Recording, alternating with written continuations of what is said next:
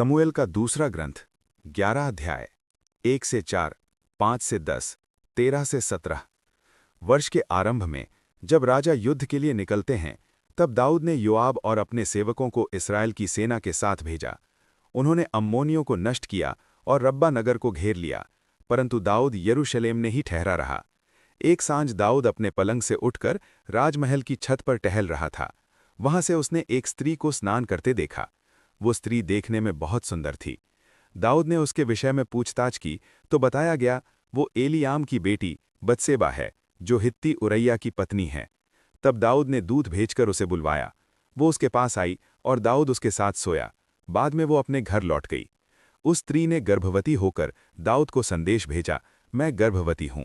तब दाऊद ने योआब को संदेश भेजा, हित्ती उरैया को मेरे पास भेज। योआब ने उरैया को दाऊद के पास भेज दिया। उरैया के आने पर दाऊद ने उससे योआब और सेना की कुशलता तथा युद्ध की स्थिति के विषय में पूछा। फिर दाऊद ने उरैया से कहा, अपने घर जाओ और अपने पांव धो।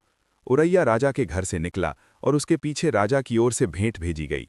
परंतु उरैया अपने घर न जाकर राजा के घर के द्वार पर अपने स्वामी के सेवकों के साथ सो गया।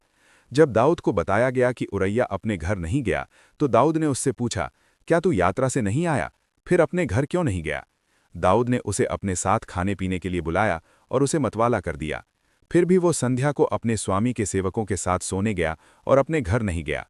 भोर होते ही दाऊद ने योआब के नाम पत्र लिखा और उसे उरैया के हाथ भेज दिया। पत्र में लिखा था, उरैया को घमासान युद्ध के आगे खड़ा करना और फिर उससे हट जाना, ताकि वो मारा जाए। जब योआब नगर को घेर रहा था, उसने उरैया को उस स्थान पर खड़ा किया जहां वो जानता था कि वीर योद्धा हैं। नगर के लोग बाहर निकलकर योआब से लड़े। दाऊद के सेवकों में से कुछ मारे गए और हित्ती उरैया भी मारा गया। ये प्रभु का सुसमाचार है। आमीन।